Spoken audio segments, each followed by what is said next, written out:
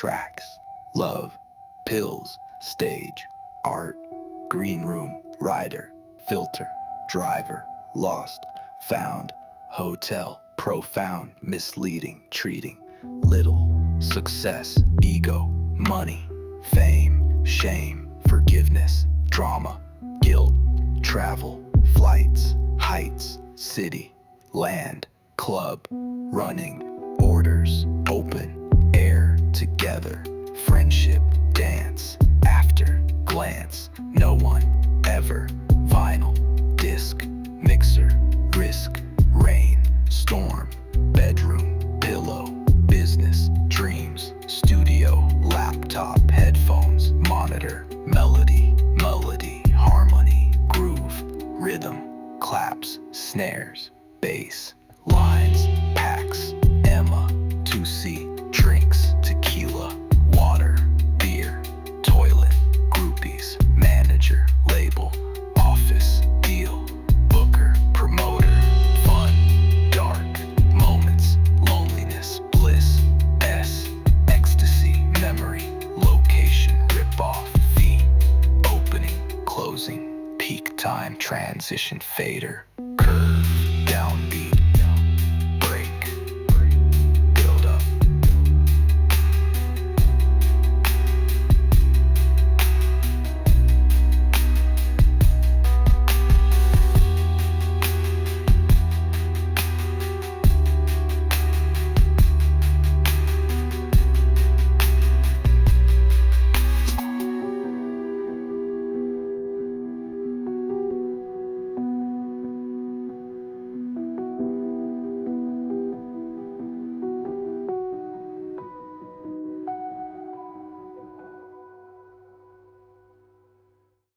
Today's guest is Ruede Hagelstein. I'm super happy to have him here. He's a producer, a DJ, is a writer. He just released his book, DJs Are Dead. He's a label owner. He owns a booking agency. So he's really in the game for a long, long time. And he has made one of my favorite records, Give a Little Slap to My Soul.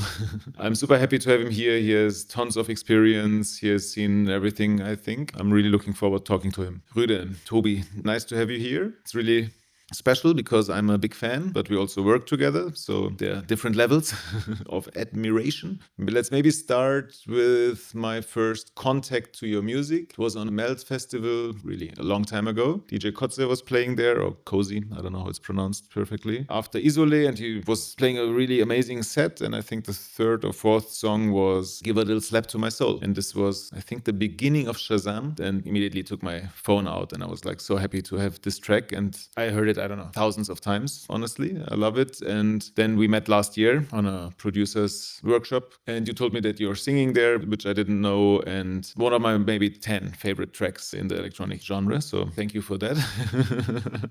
So you're a DJ, musician. You do mixing for yourself, but also for other people. You build studios. You have a booking agency. You have a label, or maybe more than one, but I know about one. You do co-productions. So how would you define yourself today? And maybe how would the 20-year-old Ruede define himself, or as what? Well, to say it the shortest, I would call myself an artist. I guess to make art means to express myself in the field of art, which can be very various and very diverse, depending on the skill set I have. So I need to own a language to express myself in a way which is not, I would say, disappointing for everyone. I was trying to make music. I was trying to paint. I was very bad in painting, so I was not keeping that. I was trying to express myself with DJing, which is slightly different to like making music in a way. It's more dealing with music, more like curate music, collect music. And I'm writing as well. So I had jobs as some kind of like city magazine journalist to feed my DJ career beginnings, which I'm coming back at the moment when I was finishing a book, my first book, even in another edition to what I did over the last decades, like music and everything you already mentioned. I see myself as well a little bit as an author right now because I wrote this book and I have a lot of fun with it.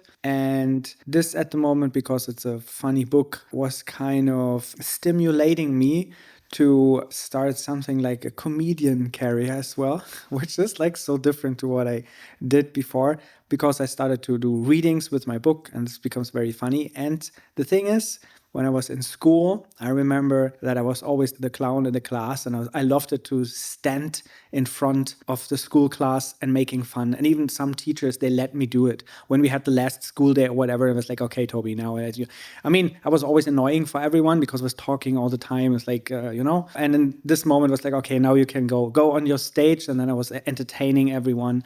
And I had the wish to become a comedian very early. And I think mainly it is a bit the motivation to have a stage, to present myself, my character, my ideas, the creativity.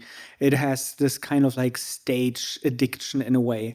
And I think this is the fundament of everything what happened afterwards. It's DJing is the easiest way.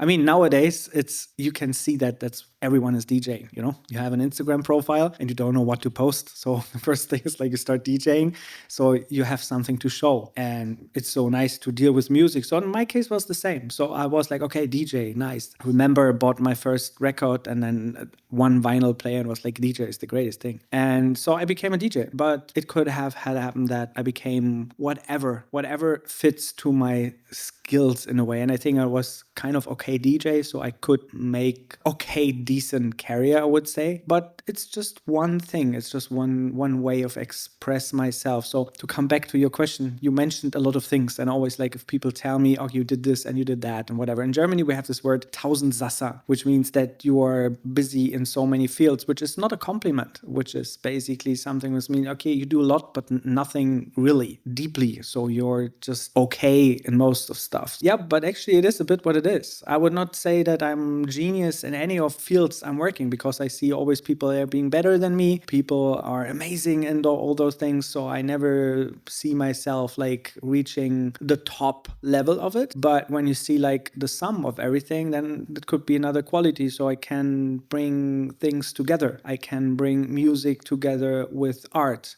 So I can do curations for parties, or I can bring together like my club experience as a DJ, and I can bring it into the studio and producing. So I can translate the studio sound into the sound of a club, which is something based on experience, maybe a little bit of talent as well. But when you're just sitting in a studio, how can you make dance music? You need maybe some experience as a DJ to understand what a dance track needs. I guess I'm doing a lot, and I'm trying to put all these things together. When it comes to my book, it's about DJs, it's about clubs, it's about my life, it's about all these things. So in my music, you find my lyrics when I'm singing in tracks you mentioned. So words come together with notes, and everything comes together. And I think this maybe describes a little bit what I am at the moment and how I see myself as an artist.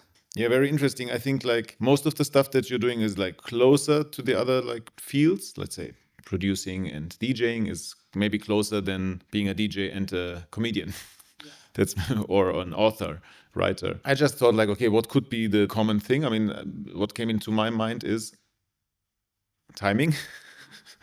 This is comedy. I think I could not join your book presentation, but I saw some snippets out of it and I saw you performing it. And as good comedians are doing it, it was a lot of good timing how you performed it. I mean, in film, I directed funny scenes, and then it's all about timing on set, timing in the editing. It's really the most important thing. Next to having a cool idea, a weird thought, maybe that's also a parallel to have the ability to form abstract thoughts, to look at things from a different angle.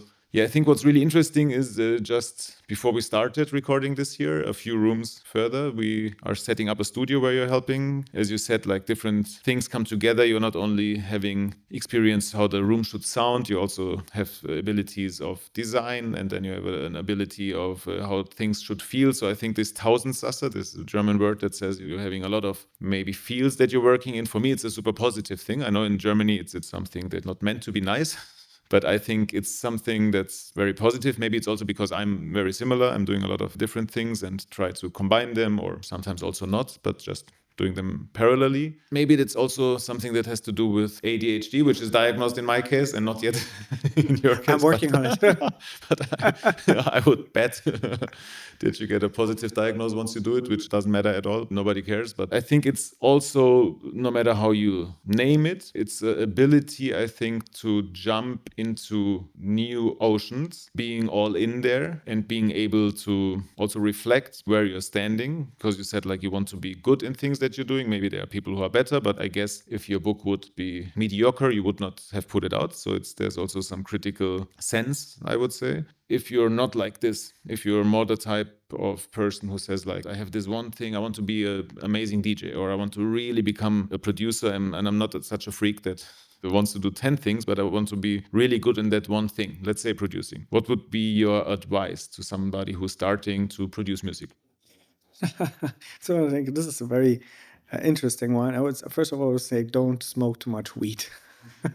I guess I did this, and it's eating a lot of time. And I know these arguments of like, hey, I need this for creativity and open up, blah, blah, blah, blah, blah.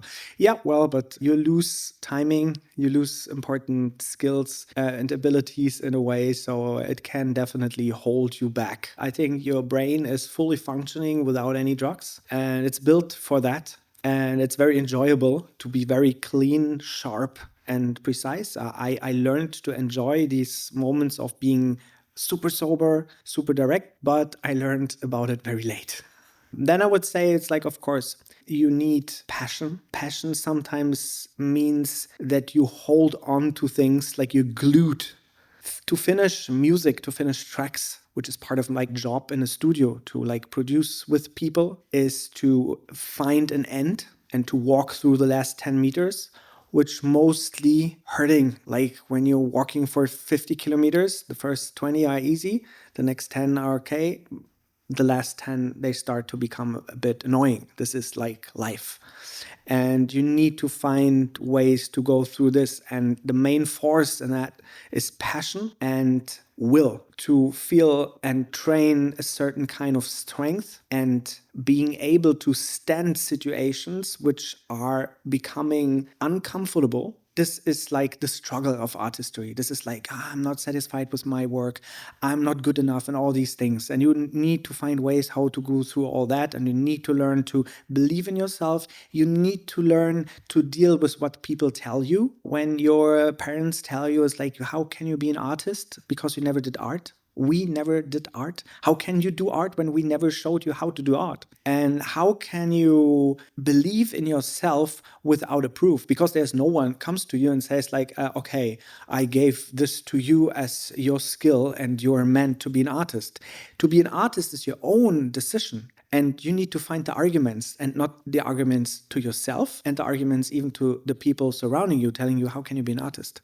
You can fail, and this could mean that you fuck up your whole life with no money, and you sit on the street and you have no job and you have no security, all this like German stuff, it's like you need to study this and then you need to work this because this is the way of your life. To be an artist and to do all this stuff means to go 100% in that direction. And I remember that Thilo, he is an editor of a groove magazine, and we were talking about artistry like years ago, how to become a producer, a DJ and whatever. And he saw this from a perspective of a music journalist. I remember in what context it was. It was like, but he said, it is pretty clear you need to decide to be 100% an artist and to do 100% this thing to succeed. It's not realistic that you do it like next to your normal life or whatever. So you need to decide 100% to do one thing. That means when you're 26 and you started DJing and you have some gigs and you see, okay, the people like me, the people like how I DJ and whatever, all this, they like my art. And then decide, okay,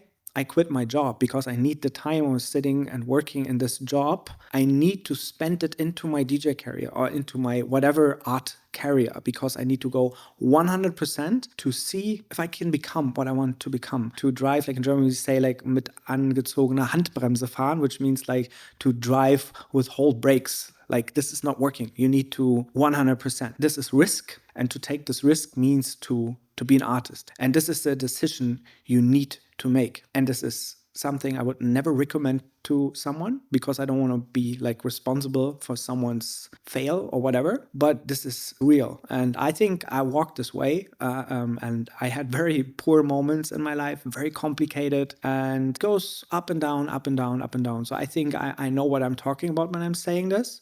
You can be lucky. There's a good portion of luck, especially in our like super digitalized, a bit manipulated world. It's nowadays more complicated to transport realness because you can pump up yourself on so many ways to show something which is not realistic. But in a way, it's the fundamental decision which you have to make. Yeah, really interesting. I mean, it's like I worked with a lot of big artists like stars through my job as a director, but also as a musician. And it was really funny, like not long time ago, the Tokyo Hotel twins, Tom and Bill, they had their premiere of their Netflix documentary and we were at the after party and the guy from the label who signed them like 20 years ago when they were 14 was there. And they did not meet for 10 or 15 years. And I was like with them in the conversation when they met again after a long, long time. Both sides of them were telling the same story, that they walked into his office and he said like, okay, I'm going to sign you guys. You are stars. Not you will be. You are. And they were 14. And also other people that I worked with that are big, big stars. If you look at their childhood pictures or whatever, you see them with a guitar already or performing on a table that they're using as a stage or whatever. I totally agree that most of the times it's not really a decision. It's a type of thing that's in yourself. Let's say this extreme form, this very, very big worldwide known superstar. In my observation, I think there are levels. I also know people who, I don't know, found out with 20, like, there is something. Then they put some work in. Then they recognized, it makes fun. It's maybe even more fun than the other thing. So they grow into it. I think doing some work to get at a point, what you said, like in your first answer, having a skill set is also super important before you can decide, am I really risking everything and going all in? And am I maybe good in this? Or maybe even better than others? I think that this also gives some self-esteem.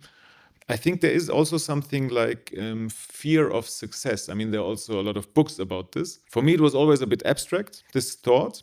But to be... Sorry, what do you mean with fear of success? To be like afraid that Afraid. I will be successful and I will be like in the middle of everything and like all the stress, all like the fans and... Yeah, I think it's on different levels. Not only in the art form, there are also like other levels, like even in the business sector and so on and so on. I think there's this phenomenon. I did not read the books, but they always took my attention because I was myself kind of thinking about this question. If I'm totally honest, I'm even in some parts of my life, I think I was afraid of having bigger success because I was not willing to pay the price, which is maybe not being at one place for a year, only traveling and so on. And I think what you're saying is super interesting, that people have to be so radical and so to risk everything. I think in this risk, there's also this chance. I know so many people who, I don't know, want to be photographers, buy shitloads of gear, and they have, I don't know, gear for 50,000 bucks and never shoot a picture. And then there are people who have a 500 euro used second-hand camera and do amazing stuff in art galleries and create art. Talking about this kind of thing, because I think a lot of people also struggle with this element of gear.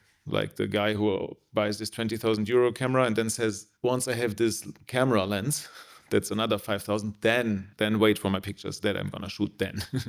What would you say, like, in today's world? Do you need any kind of gear, or is it, if you're a creative person, just a 5-year-old laptop with a cracked software? We have a very nice saying in the audio engineering world, and it's like, it's the ear and not the gear. Of course, you need some stuff to deliver quality. And I want to go back to the beginning of our conversation, because when you asked me what I would recommend to someone who was starting over to make art, I was kind of taking it as, what do I need to do when I want to make my living out of art? I took this in the whole argumentation because, of course, I can make art at home next to my day job, next to whatever. I can create their little art and whatever, and just my neighbors enjoying it or whatever. It would be art. So I would not say that everyone can do art, but art does not need to feed your life. I thought like the conversation goes more in direction, okay, what do I need to do to make a living out of art?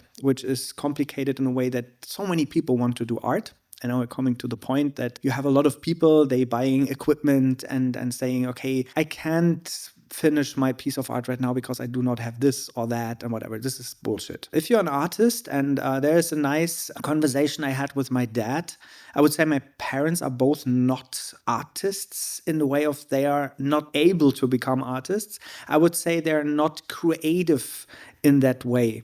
And my dad, he's a surgeon. He's the opposite when it comes to creativity and art. So if he's putting a picture on a wall, like a painting, it would like bring color into the room. I would use a picture, it would have like a message. You know, there's this difference when it comes to like buying art or dealing with art. When it comes to creativity, it's interesting. We broke it down when he and me having a white piece of paper in front of us, I would immediately start to fill this white sheet. And he would try his best to keep it as 100% perfect white. So this is like two absolute 100% different ways of being, because I would never have a white sheet of paper. Immediately, I'm not a good painter, but I'm painting because there's this constant output. I'm working, I'm being creative, if it's good or not, if it's selling or not, if it's interesting for someone or not, doesn't matter. But the way of my living and my being is constantly tumbling things around in my head, putting stuff together, bringing stuff together which is not belonging to each other, like humor and comedianship and all that. It's based to bring things together which are not meant to be together. This is humor. To bring things together, they're clashing with each other, then we start laughing. It's like, how can this be? And when you analyze the brain of a comedian or people being creative in that way, you will see that the brain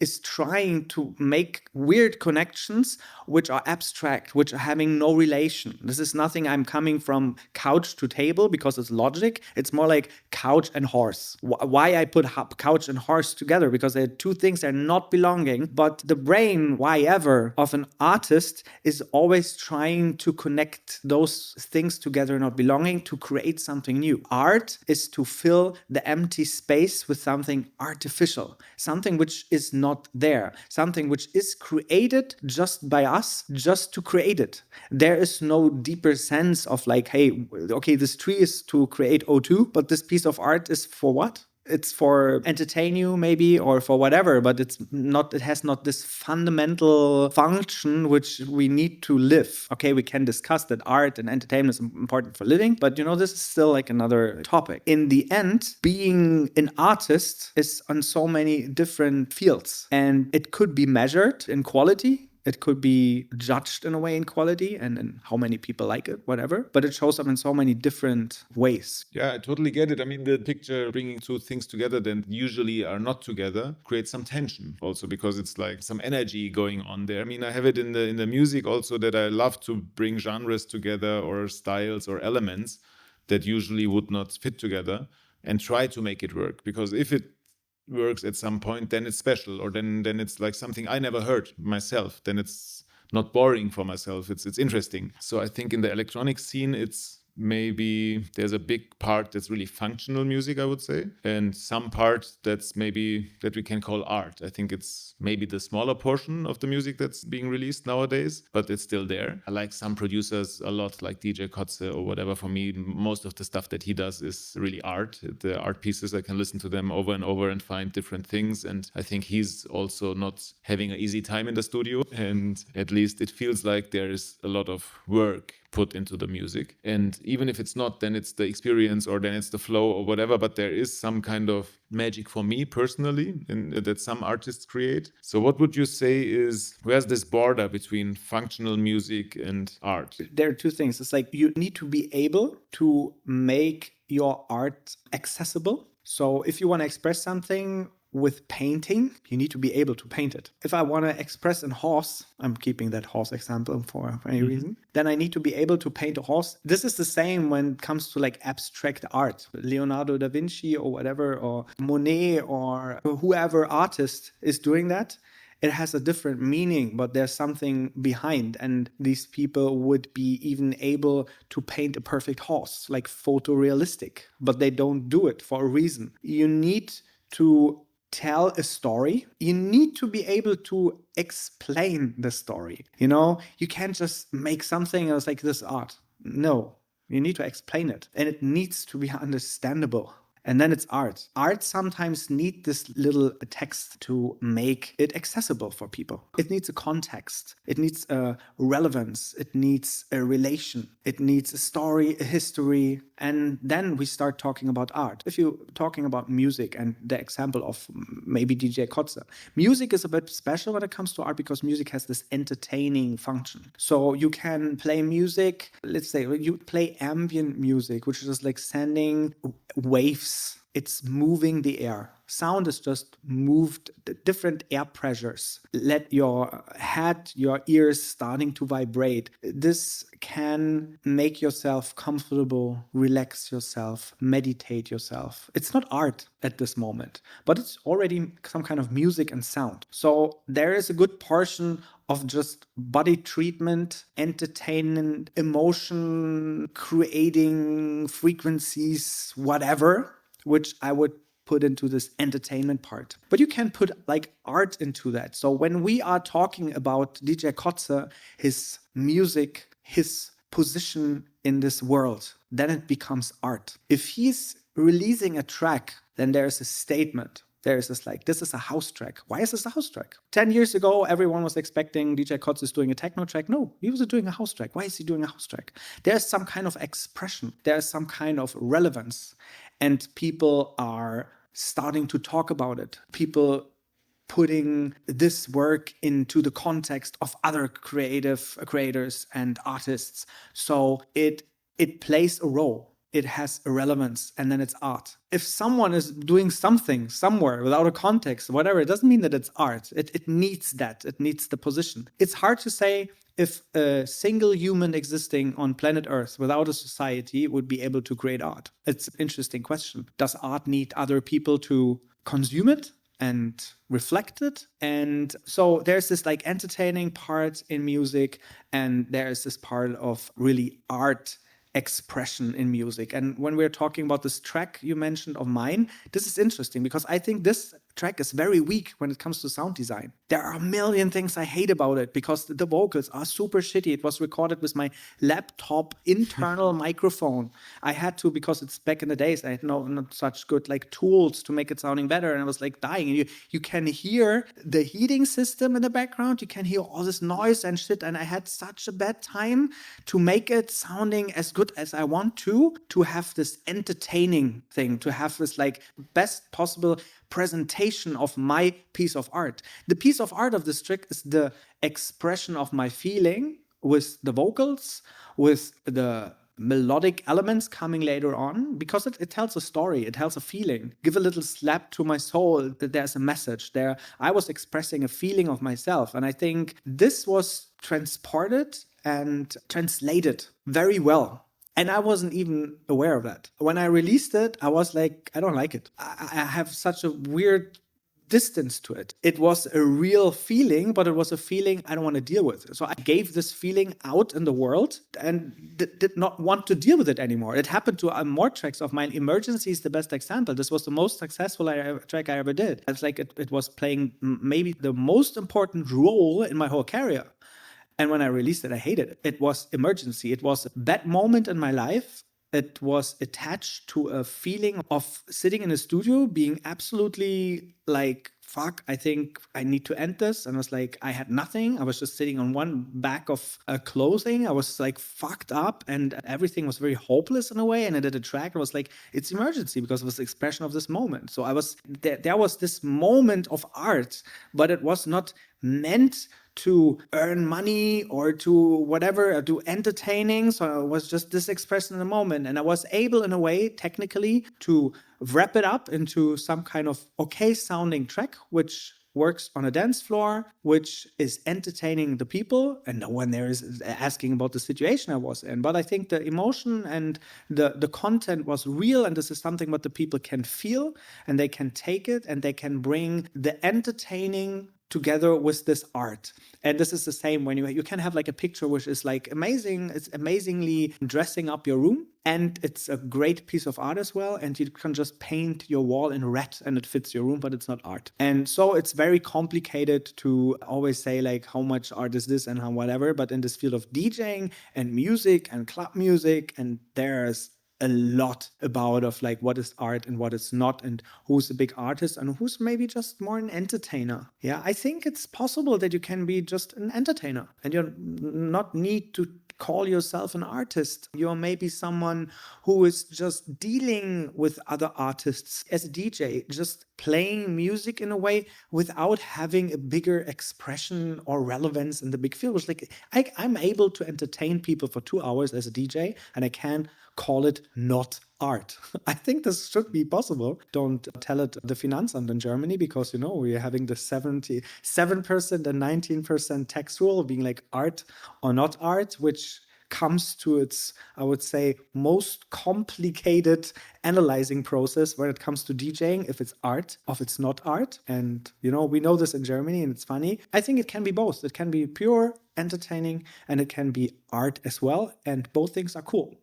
What you're telling, like, of these two situations in the studio with Emergency and also Give a Little Slap to My Soul, where you were kind of expressing yourself in a technically not perfect way because it was not possible at that moment, but still they were super successful songs. I think that's interesting because that's happening to a lot of people who are artists, that they have a song where they really put emotions in, or something in their life happens and then they create a piece of art that really talks to a lot of people, that really connects. I mean, my biggest song, My Religion, was the same. It was like cancer diagnosis of my father, and then I went to the studio and there are real emotions in this track, and it connects to people. People are sending me messages that they have to cry when they listen to the song and stuff like that. And it's really interesting that music can transport these emotions, and it does not matter in the end how perfect the sound is or how the mix is. It's more the composition than the production, I would say. For somebody like you who's really good in both fields, do you think a really well done song,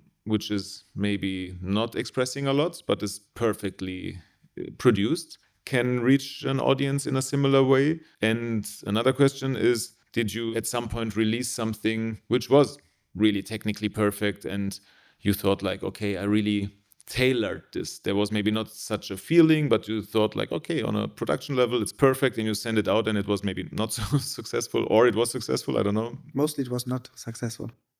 I think I released so much music. Like, there are so many tracks I forgot about them. Sometimes I'm hearing stuff and it's like, I know that from somewhere. And then I was like, yeah, I did this like 20 years ago. I forgot about it because there's so much like remixes and shit. I did every kind of request. I was saying yes. I was like, I'm regretting it a lot sometimes because I did too much. It would have been better to do a better curation and say, no, I don't want this. But there's like the social component when someone asks, hey, you want to do a remix? And I did a remix. When I asked someone to do a remix, I was like, someone stepped me, hey, Toby, I didn't like the remix. I don't want to release it. And we're not releasing it. But I released everything. And there was a lot of shit. And sometimes I had tracks when I was like, oh, I have technically top, but I'm not feeling it 100%. It never got successful. I could have like the Emergency, for example. I didn't like the feeling of it. Not the way what I was singing it and all that, but I knew that it's good. Like, I felt there's an emotion about it. And there are other tracks I have like zero, and I was like, yeah, that's really cool, but I'm not really feeling it. I'm more like enjoying it in a way of, wow, the snare sounds good, and the bass and the kick together is amazing. And I play it in the club and there's so much pressure and everything sounds so good, but it's transporting zero emotion, and I'm forgetting about it. To forget about things, it's a very nice indicator of if something is interesting or relevant. It's just like when people ask me, hey, how do you like that and this and that, then I'm always saying, like, if you would remind it like in 2 or 3 months and you're still able to sing the melody and it stays with you, then there's something about it. And this is sometimes like the most annoying, ridiculous pop music songs, yeah, which I hate. They stick into my mind for years, yeah. Walkable ways when it comes to melodic, for example. Like, they're like, basically we have infinite possibilities in notes, creating melodies, whatever. But in a way, it feels that there are like a not infinite amount of melodies existing. And when you're composing and sitting in a studio, you kind of discover ways. And I was like, oh, this is an amazing way. I was like, why is this a way more amazing than that way? It is for any reason, because you found it. It's a nice path. It's a nice way. It's a nice version. It's a nice idea, and it is there. And what I found in my case, and I have no fundamental musical background, never good with harmonics and all that, but I have it with melodies that I can have like a melody which has like 30 notes or whatever. And I walk this melody once, I can walk it back and I can walk it again the same way. It's there. It seems that it was there before and I just found it back, or it was there all the time. And I understood how I come from here to there. As soon as I discovered it, and it's a good one, I will remember the past. And I'm very bad in remembering and recognizing things. I'm very bad. I'm forgetting everything. Like, ask my wife. But when it comes to melodies, this is something which was always giving me the feeling, okay, there is something what I have, which is different to other people.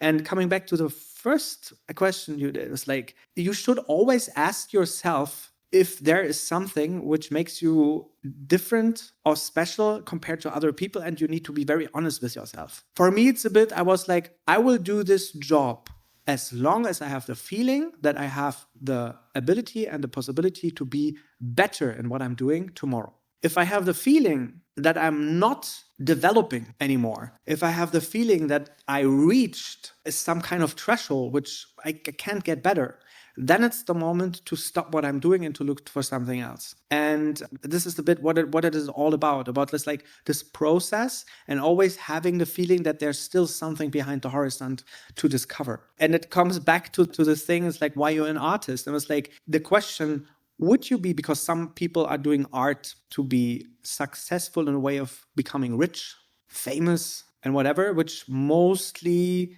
displays with money, having money, or being, no problems anymore because I'm super rich. But for me, it's not that. I was never rich. I will never be rich, I guess. But even if you would give me like $1 billion tomorrow, it would be amazing because no problems anymore. And I would be able to give a lot of money to even other people. I would go into a studio which would maybe have like 1 or 2 synthesizers more. But I would do exactly the same every day.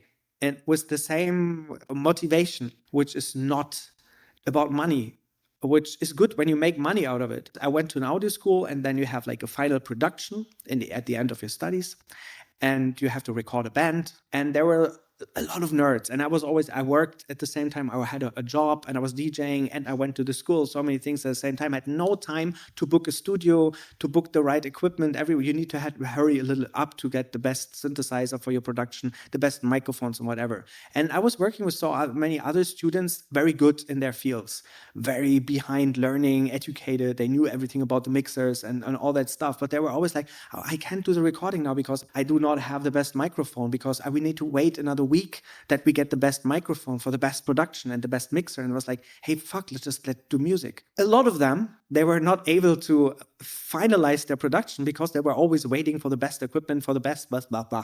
You don't need all that. You can do it with kind of nothing. Of course, it's good to have better equipment and to have everything. But people saying and buying another piece of gear, never finishing a track, this always has the feeling of you don't let it go in the end, and you will never finish anything because this is like an excuse to buy something to finish this track or whatever. It's not needed. So to transport the idea, the song can sound shitty and you can love it, and then of course maybe you feel like, oh man, I would love to have it sounding better, but you would have the same emotions about it. I mean, there's so many albums and the tracks I love, and I was like, oh my god, I would pay some money to have in a better quality. I mean, there's so many DJs, they make edits of tracks of other artists, and they love it, but they make edits out of it because they don't like the intro, they don't like the main part, they switch it around. This is okay because they enjoy the core of it, they enjoy the idea of it, and this is mostly important, and everything is not really counting, I guess. I totally agree. And the core of the song, is it, in your opinion, or to create a core, something that stands out and that communicates with others, do you think you need to tell a story with a song? Not a story that's like from A to B or some in the lyrics, but a story like as an intention of you as an artist? Well, I would say, okay, you can have an intention to say, okay, I want to tell a story, but I don't know if this really matters, because it's like a good track is telling a story. If the artist wants the track to tell a story or not. A story means that you have a beginning, developing, a peak, an ending. You have expectations on your way. You have boring parts. You have, I mean, how can you not? My story is sitting here for 5 minutes. I had a story of 5 minutes. The story can be super boring if I would have just sitting here and saying nothing, but it is a story, but on a different scale. So every track in a way tells a story. The question is if the story is interesting. There's no right or wrong, I guess. I think there's this kind of like, is it enjoyable? Is it understandable? Is it followable? And this depends on who was doing it. And just chaotic? Or is there a certain logic? It's so hard for people when it comes to singing, for example. If you have like a perfect tuning, a perfect ear, it is so hard to sing off key. I had it so many times with like people like being super perfect with stuff. If you're already very good in something, it's very tough to not be good in something. If you have like a kid on the piano, doesn't know a shit about it, playing randomly, it could be magic because things come together they were never meant to be. That is the moment of really like unleashed creativity, which I would say most artists wishing themselves back. The wish to be young might be the strongest when you're an artist, because to become older and older and seeing the time going by means the possibilities of expressing myself are getting less and less and less. So you do more and more art, and you're feeling like, I need 48 hours. I don't want to sleep. Why sleep? I don't want sleep. Sleep is useless for me. I want to work. I want to do that. And this is the passion, what I mean. This is like, you're working. You're not like, okay, when people say, I need to go to the studio again to make some music for my career and shit, you see this a lot of like Instagram. It's like, hey, studio time again. I had to go to the studio to make some music, to develop and create my career and to push other. Why you had to do this. This is the greatest thing. This is like, oh my God, I'm so happy because I'm able to be at the studio again. You know, there's such a big difference. People are doing it nowadays to do they do this to do something else. This is the wrong way, I think. Because this is fun. This is the greatest thing to be there. This is the best place. This is the best time. And you should always look forward to it and not be, oh no, I need to do this. Like my tax. When they talk about their shit in the studio, it feels like, oh my, I have to do my tax again. You know, this is the same relation. It's like, you should do my tax and I do your studio. Yeah, it's funny. I totally agree. I mean, I'm so happy that my studio is mainly my laptop, since this is super easy to carry with me. I do like music on the train, I do it in the morning while I'm drinking my first coffee or selecting tracks for some playlists in the gym and so on, or even trying to, if some songs fit together with the record box app. So for me it's like paradise that we're living in times where my studio is in my pocket, literally. Yeah, it's amazing. It's amazing. And I'm talking about times when I had to make sheets of my synthesizers and the presets, where no like savings and shit. And you had to leave everything overnight on to then keep on working the next day. And if you had like a power off, everything was away and shit like this. And now we have like amazing, like everything is on a fucking laptop. And you can do amazing, unlimited stuff with just a laptop. But it's funny. I mean, I also had these discs and stuff like that with a sampler, and then you had to always load it, and it's madness. But the funny thing is, like, sometimes there are also too much possibilities, I think, for a lot of people. It's not so easy to handle like 350 plugins. And the idea of, oh, okay, which one should I open? And okay, I can change the tempo like this. This was also not possible 15 years ago without having problems with the pitch and stuff like that. And you can do everything, like literally. And I think sometimes it's really helpful to limit yourself. I saw a very interesting documentary with an art performance of JR, an amazing artist, and Thomas Bangalter from Daft Punk was doing the music, and he was like, I can't do it. I don't have enough time, and it's too much options. And he said, like, I have to know what it needs to sound like. Then I can think about it. Mm-hmm. And then they said, yeah, okay, which instrument? And then, yeah, flute, and just sing a voice. And he was like, yeah, okay, then I can do it. Now that it's limited, because still with two instruments, you have millions of options. Yeah. And I totally get it. I do it also when I'm writing songs, because I'm the type of person who needs a kind of a story or situation in my mind when I sit down. No, not always, but at some point catch the feeling and to somehow define the feeling, to have something that I can stick to. So once the song hits me, or a demo or something where I feel something, I'm like, okay, of which feeling does it remind me? I don't know, meeting an old friend again after a long time. Okay, in which situation? Maybe at an airport in an amazing city. Okay, this situation, what could happen? Blah, blah, blah. And then I have this kind of feeling. And always, if I have to make decisions or if I lose it, I go back and I think like, okay, this sound does not help with this feeling. It brings it in another direction. So I personally need something like that. And I also try to be really free before I sit down in which situation ever, shut my phone down, or I don't know, get rid of other influences. Back then when I was writing a lot of lyrics with a singer together, we were like going out. It was kind of a strategy, drinking heavily. And then on the next day when we were hangover, this was the best like access for us, because we were so loose. There was no thoughts in our way, like you said, like the text or the problems of daily life or whatever, the outer world, blah. Switching the phone off and being super loose, I think there are better methods than being hangover.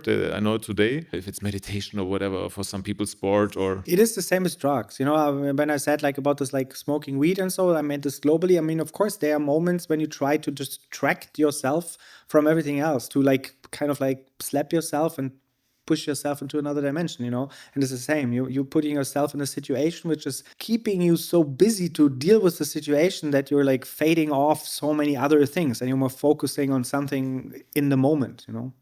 Exactly. And this brings me to, since you're also working with a lot of other musicians, to a question like, are there workarounds, things that you are doing, or at least observations also, if you're not doing it, that can lead maybe to a more productive or more successful way of producing music or writing music? Are there also things that are helping? And I'm not talking about like dimming the lights or stuff like that, but maybe things also that are in your mind. I mean, sometimes expectations. I know people who focus too much on the result and maybe too much on who could like it, who could not like it, and then they're not in their own personal view. They try to be great for other people or something like that. I'm doing something which I call like creative mixing. This is kind of like, I would say, a little brand what I'm trying to create in my studio, because there are a lot of like mixing engineers, co-producers, and people in the business doing that, what I'm doing it on, and some people doing it on a bigger scale with bigger studios and bigger whatever. And I try to focus a bit of some ideas regarding exactly this to help finishing tracks, which is like more like an extended mixing process. And that means that I'm receiving a track and the artist say, I mean, it's already there, but it's missing something. And I think it still sounds not perfect. So there's this like technical engineering part to make things sounding better. But sometimes you need to like change things to make things sounding better, you know? Sometimes you have to tune the car a little bit that it rides this the way. And, you know, it started when like exchanging a kick drum which better works stylistically for a track, same as like technically for a track. You know, there could be this kind of like, hey, you can have a kick drum which fits technically perfectly, physically perfectly into the track, and you can have a kick drum which has an expression. And this is a kick drum which is more out of this context and that track, and it brings another like kind of like, oh, okay. I would say like artistic decisions about mixing. And this is a little portion which I call like creative mixing. And this comes to a question when I had to find ways how I get out of like stuck situations. And there are some solutions like concrete, which I try to define. And this is like, for example, to deal with efficiency, to organize myself. And you were talking about limitations. This is some kind of like this tactic. It's like, first of all, like get out everything which it's not necessarily. Sometimes I was working on that element for like 1 week and I crafted it so much, but yeah, what is it? Is it like the track, the idea is working without, kick it out, switch it off, then just leave the core of a track and then just listen to the core. It's way more pleasing to your ears when you don't listen to all the hi-hats, all the snares, all the snare rolls, all this amazing crafted detailed shit, which is just annoying you because it's keeping your ears busy and you need to focus on the main idea. And then another thing about efficiency is like the older you get, the more messed up everything is in your head. So it's always good to have like some kind of a concept paper. So when I'm receiving a track, then I'm listening to the track, which is new to me, and then I make a sheet of paper and I'm writing down what I like about it and what I don't like about it. And these are like 6 or 7 things which I'm always returning to while the whole process. When I'm getting lost in details, and then I was like, okay, I did not like the bass line. And I'm asking myself 6 hours later, I was like, what did I do to make the bass line sounding better? And I'm just focusing on that element. And then I'm making really radical decisions. So I'm completely cutting it off. I'm turning it around. I'm detuning it. I'm making radical decisions in this little field. And it does not give me the moment of I'm losing control on the whole track right now, because I know I'm working just on the bass in this afternoon, like in this kind of like management field. You're talking about you're boxing your day, what means like you're putting not like a list of like to-dos, you're making boxes like, okay, in the afternoon I'm just working on the kick drum. I mean, you're just focusing and you give this space the maximum chaotic possibilities. It's able to change the kick drum totally. It's able to repitch and whatever. It's okay, be completely crazy with it and start tumbling it around and make crazy things. And to start like deconstructing your track fundamentally with having a plan and a schedule on it does not make you the feeling of, oh no, I'm losing it completely. Because sometimes what happens when you start doing this here and there, and then it becomes chaotic. Then you work here a little bit and there, and then you're like, oh my God, the whole track sounds totally different now. I hate it. And then I go home and I cry. This happened to me so many times.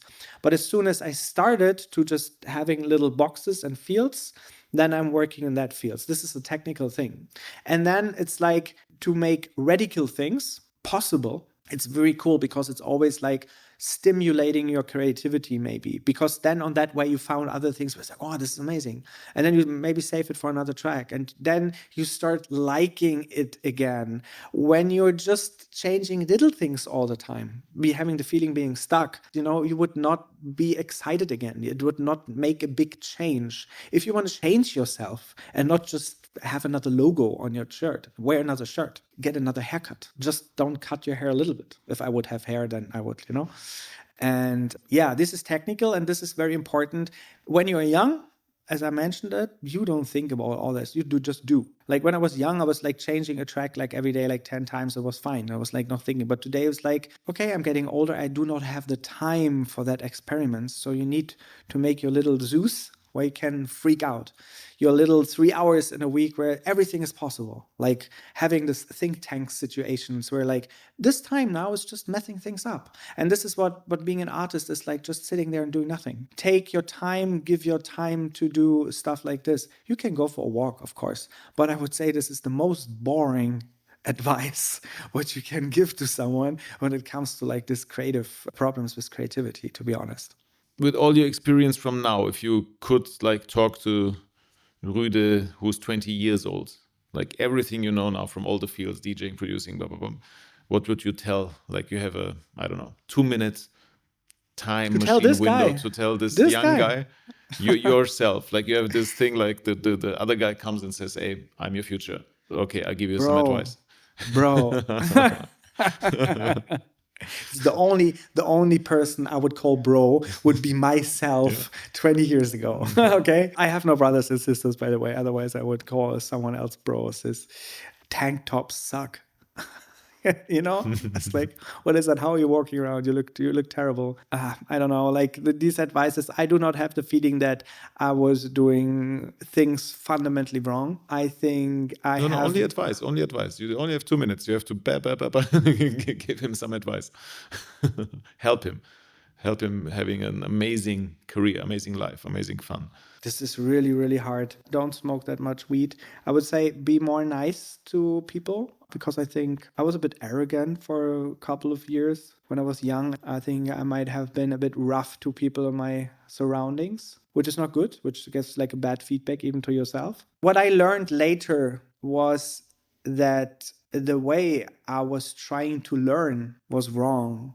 Like in school, I tried to learn everything while saving visuals as a recommendation from my parents, who were very good in school and learned things very efficient, and gave me the advice to write everything in structures on sheets of papers and put them to your walls, and then you will like kind of like memorize them and recognize them when it comes to a situation in school. And it turned out that this is not the way I'm learning. I'm learning with talking, and I'm learning when I'm explaining things to other people. So I'm like this kind of like learner's type. And I have lost a lot of time with trying to feed my brain in that way.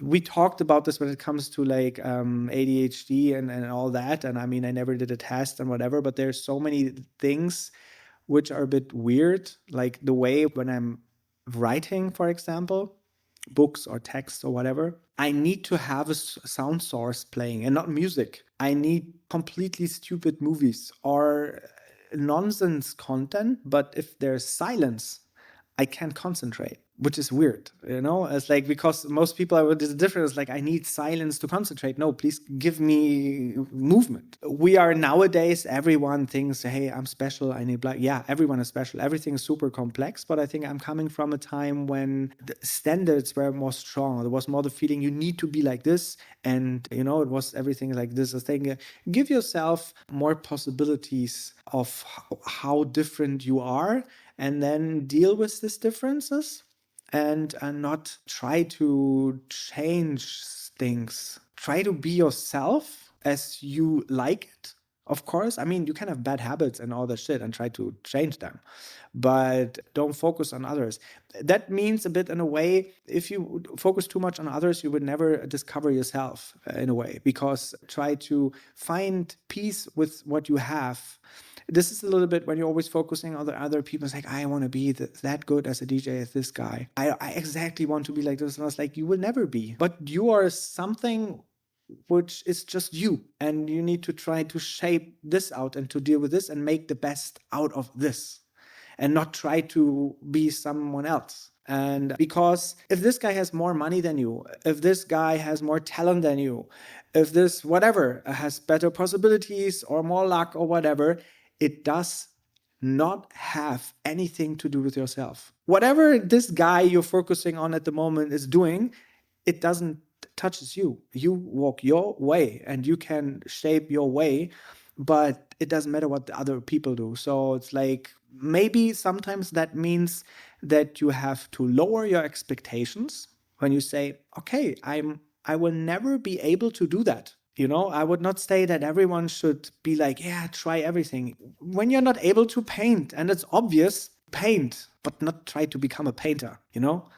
And so find your borders and find your possibilities and try to make it the most efficient as possible. And then the turnout will be the best possible luck. And yeah, don't compare with others too much. Compare with other work, because you can compare a track to another track, but don't compare the artists, you know, don't compare the person, compare the turnout. This is the best way. And I think I was very, very, very comparing myself to other people and not to what they did. It was less the art, it was more the human stuff. I mean, the modern times are shaping more and more this culture of comparing yourself with others, because you see like a digital blueprint of their lives, but it is not. It's a very polished version on social media, and sometimes even fake. How would you say, like, I mean, you're also representing young artists in your booking agency. What would be your advice to young or upcoming artists when it comes to this field? I mean, you said like, don't compare yourself to others, but it's in a way you are in this kind of comparison world. Even if you are not doing it, then maybe a promoter is doing it, or some festivals, and they will look at usually the stuff that's maybe online and compare not only the music. That was like 20 years ago, you were listening, or not even then, it was not even the music, it was the DJ sets. They were listening to your DJ set when they wanted to book you as a DJ, did not even care so much about your productions. That already changed several years ago, but now I think there are a lot of bookings. Like if somebody has, I don't know, 200,000 followers and his DJ skills are okay, then I guess he will get easier bookings if he's a beginner or she's a beginner than somebody who has 5,000 followers but playing amazing DJ sets. I think he will also, or she will also make their ways, but it's a different time, I think. There are new factors involved which are kind of designed to compare yourself. Like there are numbers, there are clicks, there are views, there are numbers of comments on different platforms, and so on and so on. I think it's a bit more complex to navigate through this modern world. What would be your advice to somebody who says like, okay, I want to be as real as I can. I want to be as authentic as I can. I don't want to compare myself, but somehow also have to navigate through this and also feed these machines somehow. Because if you don't have a social media appearance, I think it's really hard nowadays. If I would have been like a sure shot advice to all this, I would be a very successful businessman at the moment, I guess. We are living kind of in a time where major changes are happening. We look into a situation or a moment in time when we will have changes which are happening faster than we already expect them to happen. Like the moment when we had mobile telephones appearing, there was an impact on the society, moments of global changes happening faster and more unpredictable. And it is nearly impossible to translate all that to an artistic career at the moment. I think we need to understand what an artistic career is about, which is timeless. And that means that you have a signature. That was the truth like 100 years ago, and which is the truth right now. And you need to work on a signature. And then you have two possibilities. You can try to use all the algorithms, tactics, skills, possibilities to make yourself heard and ride this promotion horse, or you 100% focus on your signature and your art and hope that someone is discovering you. These are the two ways. There's no more advice. Most important is your signature, because this when you do not have a signature, how can you stand out? There's so many musicians, there's so many DJs, there's so many everything. There are just two things, like how good are you in promotion and how lucky you are. And there's nothing in between. And I think it even goes more radical in both directions. There's not like a mix of it. It's more like this kind of like, you can be super lucky. You meet someone with connections, puts you on the right stage, and you're just the next day you wake up and you're like, whatever. But it all comes back to the portion of talent and signature and focus on that. So if you're too busy to promote something which is not content, then you can promote it to death and no one will be interested. If you have something which is super cool and it's zero promoted, it can happen that you never have luck. So you need to find like a way in between. If I see like young people, when it comes to DJs, I was like, and this is controversial to what I said before, is like, make sure that you have enough money to pay your flat at the moment, because we are living in a very complicated situation where it can happen that you can end on the streets. And even if I said you have to go 100% into your career, it is nowadays in our time very, very, very risky, and you need to be very sure, and you should have a very, very strong will and talent and signature to, stand there. So maybe you ask people around you and then make your decision. If you want to just DJ to have fun, you can have a job and then you DJ, but you will never become like a top 10 DJ.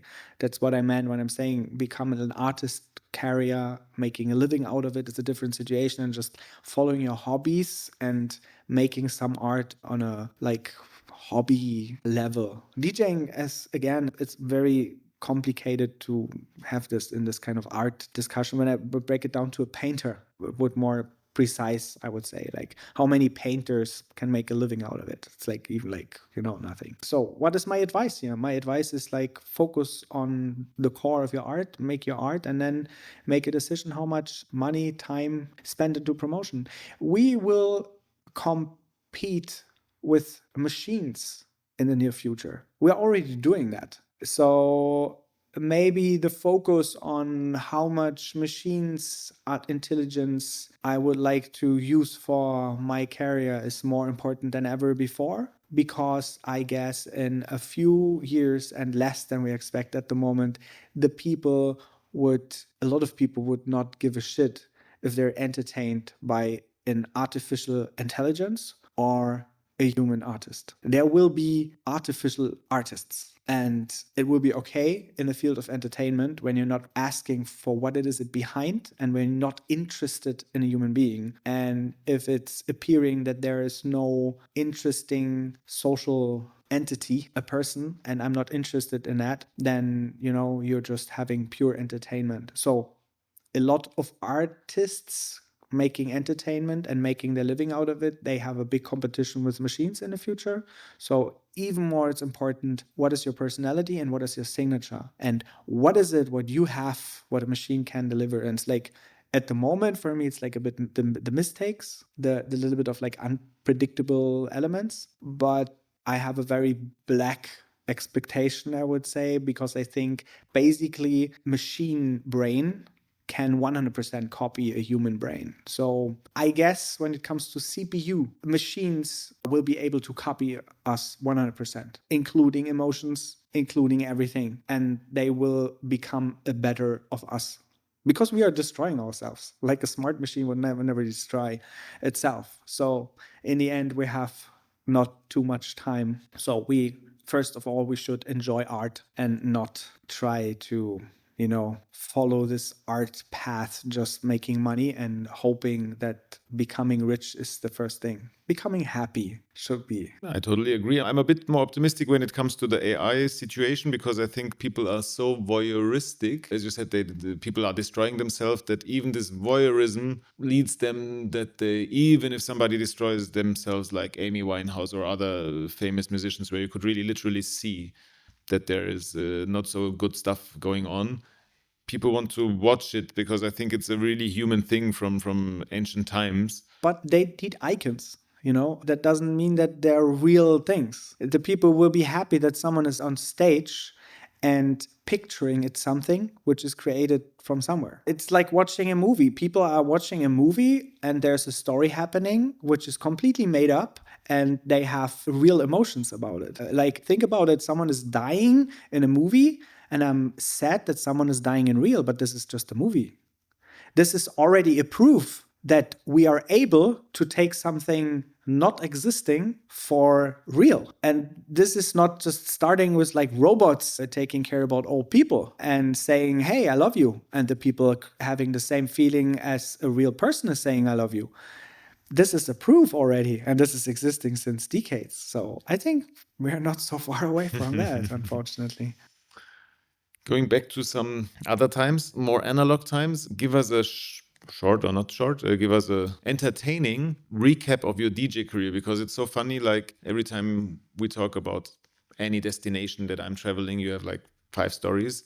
So that means you played almost everywhere, I guess, in the world. I think it's really interesting for young people who are like now maybe facing a upcoming DJ career and this digital world, one USB stick, one headphone, and so on. I mean, you started obviously playing vinyl, you did a lot of live performances and so on and so on. How did it start and how did it evolve or take off for you? When was it? The DJ career started when I was like 14 and like invited friends to my place and we were playing recorded cassettes, tapes to have this kind of, hey, I got this music. And I made a compilation and I did a mix with like 2 tapes, playing it to people, trying attention seeking with music while sharing music with others. So it's a combination of both, I would say. It's not this kind of like, of course, it's great to be in the focus, to be there and being like, this is the guy. And I was like, I remember I was like doing like CB funk when you're like, you have this sending receivers and sending stations and then you're being like sending signals everywhere, like truckers, like the radios, this was like, could... exactly. Yeah. And we did this, like I'm coming from the suburbs of Berlin and there was a time when all the young guys, they had like an antenna on the house and then being like talking with the neighbors, like, with all these like codes and whatever, and being like super happy when we're talking with someone who was like in Russia. And I was like, yeah, I was having like talking with someone in Russia, like on this, like, there was no mobile phones and no communication. It was a new kind of communication thing. And I remember that everyone had like a name, like a nickname, and mine was DJ. I was the DJ already, and I was like 13 or something. So this like wish to become a DJ was there like all the time. I was kind of like following this since a very young age, while not being very good in it, while not like collecting and being super knowledge. It was more like this kind of like a lot of entertainment. It was like, to be honest, like the DJing thing for me was more entertaining, way more than art. If I see other DJs like digging every day and collecting vinyls and having a story to every vinyl, while that I had the vinyls on the ground. Like my vinyl collection was so fucked up because I was throwing them around, whatever. I was playing them in the club and I had fun. Like I was a punk with that. I've lost like 80% of my vinyl collection. Forget it, this bags. I've lost and forgot bags of vinyls. Like it should be like a real DJ. It should be like a collector, perfectly having everything sorted in their own covers and taking care about it. And this is for me like a perfect DJ. It was a huge collection and a story. And like, but I'm not a DJ then. I'm not like a guy who likes to stand on stage, play music, and have like shots. Like if I break it down to this was my DJing in a way. But at the same time, I was entertaining the people. Like even when I was drinking shots with them and playing music, which entertained them in a way. But when I'm analyzing, I was like, yeah, well, but there is a deeper DJing and there's a deeper way of doing that in a way. I mean, it's okay, but when you asked me when this started and how that started, and I was like, it started like that and it stayed like that because I was not really doing anything more complex or getting better. This was always like, I was playing, of course, vinyls. And I was able to mix two vinyls together. Nowadays, when I'm mixing vinyls and there are like young people saying, wow, you can do that, and DJs, I was like, of course I can do that. And then they're like, I want to learn that too.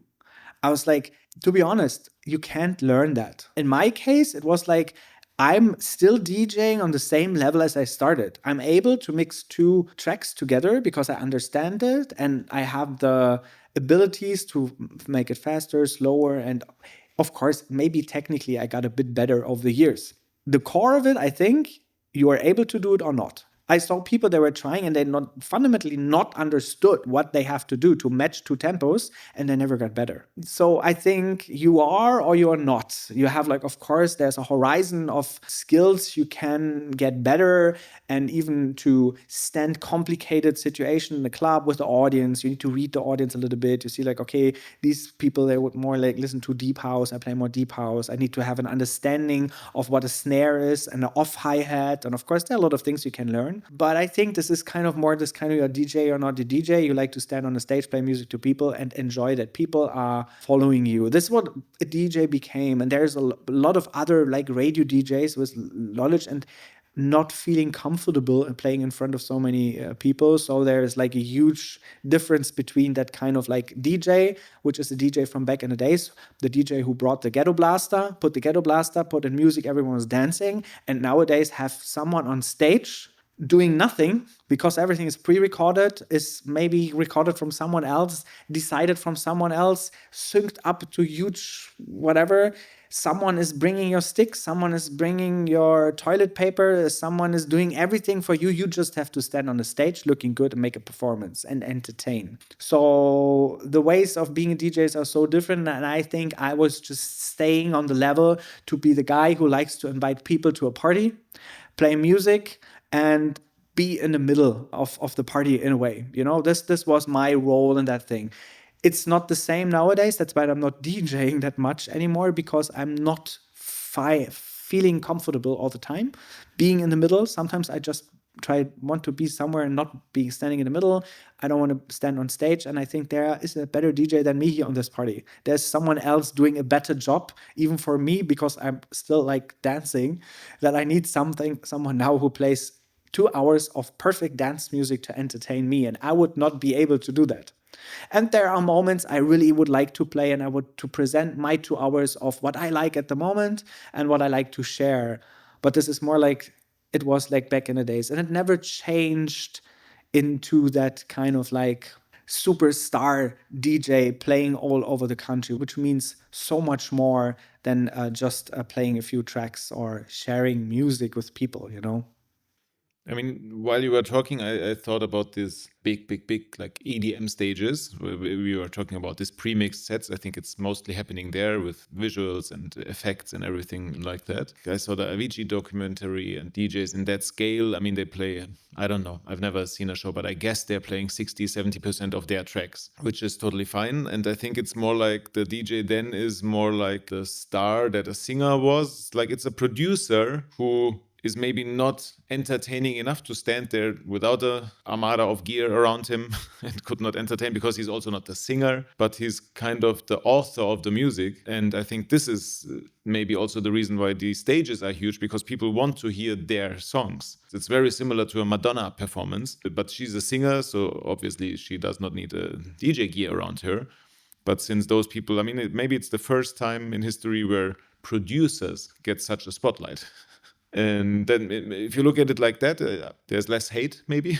If you say like, okay, it's just the producer presenting his music, and then it doesn't matter how much it's pre-recorded, because big bands have 50% of the stuff that you hear coming from the playback.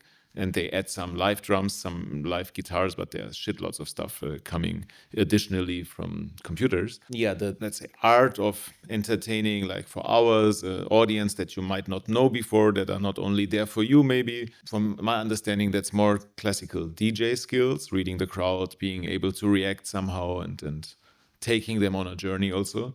I think as you were telling your story, it's more, as you said, about having fun, obviously, which is always helps. I think when you're a DJ. I think DJing, I mean, I'm also like going out since 30 years now. It became so serious, kind of. No one is laughing anymore. Look at the pictures. No one is laughing. They do this on stage. They do this like they're smiling because someone told them to smile. But if you check all this like PR pictures, how, when you see how they create press pictures, DJs, it's such a good example. No one is laughing. They may be smiling a little bit. Mostly they are very serious. And more like, they always try to be sexy and serious and cold and all this shit. And this is maybe why I have this kind of like feeling I want to become a comedian, because I do not see myself like this. I think I'm even not able to be that serious. And I'm missing this. I'm missing fun. And I think we are overall, of course, people like comedy and people like all that, but the humor changed. If you analyze like who is on stage making fun, is so different to what happened 30 years ago. Like all these like German great comedians are so different, and they're getting less and less. Someone was like asking me, what is good sexuality and sex about? I was like, I think when I can laugh about it, when it can be funny. I don't know how other people have sex and how it's this, but even then I have the feeling that everything is super serious and super cool and super cold. But we are all human beings, and we look all funny, and we are all funny, and we are all not perfect. And we should celebrate these moments, because this is something we all share. We share this more than we share coolness. We're trying to be super cool and super perfect. Yeah, and it's so hard to achieve that, but it's so easy to achieve things we have in common. And this is like how funny we are, how funny we look in the morning, how bad we smell out of our mouth in the morning. Why are we laughing? Everyone is laughing about farting. Why is farting so funny? Because it's like this disgusting fact of life that we just like, leaving terrible smell, and everyone is doing it. The most funny thing is if you can share the shit. Nowadays, and this is a good thing, you have like Instagram feeds are full of this, like if couples fart together, they're happy and more healthy and whatever. It's a big topic now because we now found out, because everything is more woke right now. And that means that we take each other more natural, and which is a very good thing. I really like that, which not comes with humor all the time. Of course, it comes with a bit, again, serious, like being, am I female, male, all these like fundamental questions. Very serious stuff, this wokeness stuff is very serious. Everything is super, super serious all the time. But where's the fun? Which sometimes comes like laughing about other people, like when it comes to humor, and then being like canceled because making fun of these people and these people. The humor, for especially in Germany, is so correct in one way, but is so not correct in the other way. When you go to other countries, whatever you have humor, is like, what the fuck, man? I can't say this in Germany. I think the good thing about humor is it should be able to be very radical and to be very crazy. And then I'm asking myself, why is that absolutely cut off the music scene? It's like, it's not there. I don't know any single press picture of a DJ being funny. Just DJ Kotze is making fun of himself while looking always sad, which is interesting because there's like this kind of like tragedy. And then you think like, how is this guy feeling himself into the modern world of DJs and all that. And I always think, I don't know him well, that he feels displaced in a way and he hangs out with super cool people, being 100% different to himself. I do not see him like in real life or whatever. I just see pictures, videos. I see who he's producing with. I see who's hanging out, all this, like what I see over like these channels. Not hanging out with other funny people. The best and coolest people and one of the best electronic acts in the world was International Pony when he was doing this like DJ Cosmic, Beak, and him together. Like these guys. I want these guys hanging more together, because they kept something which is funny, at the same time cool, genius, and which is absolutely missed in nowadays music. Sorry, but all these like afterlife, transhumanism, whatever shit, it's so non-empathetic.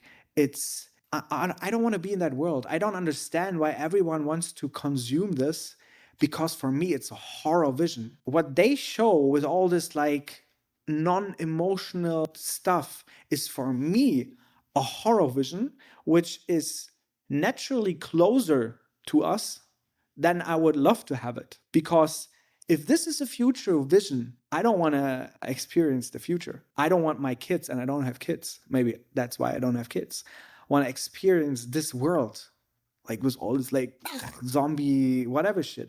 Why are they dealing with this all the time? Of course, it's art. It's cool. I mean, horror movies, science fiction, all that. It's art. I understand that. But how can they live in this bubble every day and not smiling? When are they smiling? Are they Is there a moment when they're smiling? I have the feeling they're never smiling and they're never laughing. And when they're smiling, they try to look sexy, because it says if you smile, you're sexy. Yeah, it's funny. I mean, I'm a big International Pony fan as well, and I love the music. I love all three of them together, but I also love Aerobic with his shows. I don't know if you have seen him. It's a really funny show. I was performing one of my tracks with him, which amazing. It was amazing. And I asked him to sing. It was like, I can't sing. I was like, okay, great. And we did that. It was fun. Amazing guys. And thanks for they're so successful, and there are a lot of like fans still enjoy what they do. But they are on their own island. Very, very own island. And it's very lonely there. So let's say you have the ability to create one day as you wish, from the morning until late night, where you might play, or let's say you are playing in a club that you can modulate in your 3D generator. And maybe before you're in the studio writing an amazing song. So how would this day be, and what would the feelings be, and maybe a result, or describe it? I mean, it's interesting that there is no place coming into mind right now which is far away. I mean, some people would have maybe the feeling, oh my God, I'm just waking up in Tulum on the beach or whatever, like sun, and I don't have that. I'm really happy when I'm DJing, like in this moment of DJing. That doesn't mean that I'm having like a super successful stage with 1 million people. I'm more having like a small club, and I'm be there, and they're all my friends, and everyone is dancing, and I can just have partying, playing music. There's nothing about to receive a payment, or there's nothing, it's important for my career or whatever. It's more like having these times when I was like playing at Bar 25 back in the days, for days, standing there playing, then going for a sleep, and then coming back, playing for another hours, and living in the moment. Yeah, just be with everyone, and there's a moment of happiness, no fear, no war, no worries, no problems, just enjoying this moment. And this is what we always had with this nightlife. We just opened the door to the club, and there was a time of no problems. Of course, I forgot to pay my tax for a moment. I forgot to go to work, and I got fired. This happened all when I went to clubs. People come to Berlin, moved here, and then they lose their jobs within like 3 weeks because they got lost in a club for a moment. You should enjoy this once in your life. This is cool to enjoy this. Of course, you need to find a way out. But this is the great about nightlife, and this is not happening on these big stages with like crazy entrances and all this like super shows. This is like this nightlife. There's a door which everyone should be able to open, who's peaceful, who is empathetic, who is a good human being, should be able to open this door to nightlife, to go somewhere in a dark room, a safe place where everyone is accepting everyone, treating everyone nice, and dance together and spend longer or shorter amount of time which is detached to our reality. Making a few hours together, enjoying this as like a parallel world which is happy and where nothing else counts, as living in the moment. And I think this is for me like vision of happiness. Happiness is something which happens for a while. This is like a moment. It can happen randomly. You can work for it, but it's there for a moment and you should be able to enjoy it. And I think we are not able sometimes to enjoy happiness because there are so many other things happening. Enjoy the moment is like the core of so many religion, spiritual, whatever. I'm not very spiritual human or religious or whatever, but it's like it's about this. It's like living in the moment, to be like, okay, there are a lot of problems, but now and at this moment we can be happy. This moment is the best. And I think this is kind of what nightlife is. This like open this door, slip into it. And the best thing, my favorite role is like to play music and dance, DJ a bit and then dance a bit, DJ again, and like living in this moment. This could stay forever for me, and this is the most important. And this should not be a big one, a big club, expensive or whatever. My favorite people should be there, and everything should be fine for a moment. And this is in the end what happens everywhere on the planet, that people are trying even to create these spaces even in the worst surroundings. You also created something which reminds me of your vision of the perfect day or night, or like parallel world, kind of a community, or maybe even have it still with illegal parties or alternative parties. And maybe you can tell us a bit about it. Illegal parties. I'm co-running this like website. It's called like Restrealität in Berlin, and this is like a web community existing since more than 20 years. And we started in before MySpace still, so we have been a very early community, and it was made to organize off parties. We're communicating in a kind of gated community in a way, so you should need someone inside. No one from outside is without a nickname. Someone brings you in. It's like a club. It was an online club, and it became quite a number in Berlin nightlife. So when people come to Berlin, they needed someone inside to get like where the parties, where the shit, what's going on. And yeah, this still existing, and it's still like not just like about party announcements. I think this is the smallest function because they're like resident advisor and all that, but it's still functioning as a web community of people having something to do with nightlife, dealing with nightlife topics, talking about this party there, how was the party then, someone knows how the entrance is, well, everything around that. And even like more people talking about even like love problems, people talking about everything. So it's a community which is kind of like happening in the nightlife. At the same time, it's kind of a documentation of nightlife over the last 20 years in Berlin, because you can read what happened in the last 20 years still there. So you can call it like some kind of like online museum exhibition. And this is how I still see it. It's now transforming into a Verein, like German institution, and it was kind of like a company before. We were doing one party here to finance ourselves. We're a non-profit organization. I'm running it as a CEO at the moment, and I'm trying to get rid of this because I did it for 20 years now, and I would like to give it in the hands of the community, because I have other things which are more important. But I love this community, and there are a lot of people. They would be very sad not to have their little parallel universe over there, telling their stories and sharing their life's experiences. Yeah, I would like to wrap it up with a question where I think I might know your answer, but still I'm not sure. Since I'm now fully in the music again, I found my spirituality, and that's also the reason for songs like My Religion, obviously. You said it in an answer before that you're not really spiritual, but I still would like to ask the question if you have sometimes the feeling, if you create something, if you create a song and it's like you're in a flow and something happens that you are really proud of and it's really fast or really special, if you have the feeling that there's something bigger than yourself, or do you think like it's just the human nature that we can create amazing big things like this, or do you have any kind of, let's say, higher meaning, although you're maybe not spiritual or religious, what I understood, right? You mean if we as humans are able to create something which is bigger than us. Bigger is a concept which is created by us.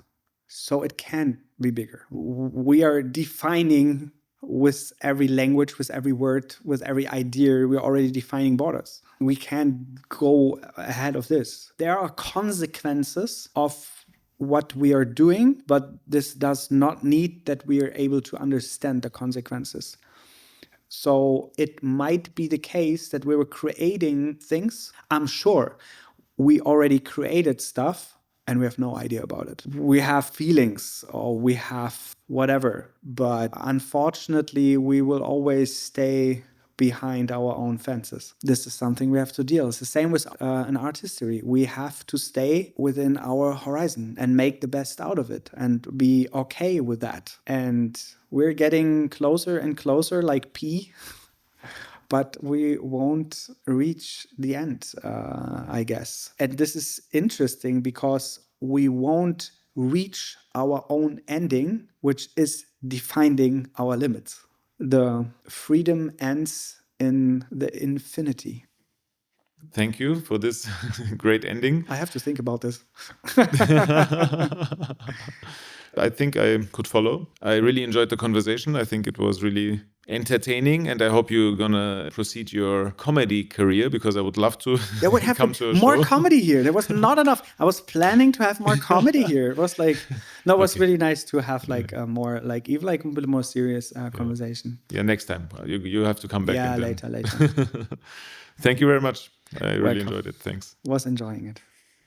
Tracks, love, pills, stage, art, green room, rider, filter, driver, lost, found, hotel, profound, misleading, treating, little, success, ego, money, fame, shame, forgiveness, drama, guilt, travel, flights, heights, city, land, club, running, orders, open, air, together, friendship, dance, after, glance, no one, ever, vinyl, disc, mixer, risk, rain, storm, bedroom, pillow, business, dreams, studio, laptop, headphones, monitor, melody, harmony, groove, rhythm, claps, snares, bass, lines, packs, Emma, 2C, drinks, tequila, water, beer, toilet, groupies, manager, label, office, deal, booker, promoter, fun, dark, moments, loneliness, bliss, S, ecstasy, memory, location, rip-off, fee, opening, closing, peak time, transition, fader,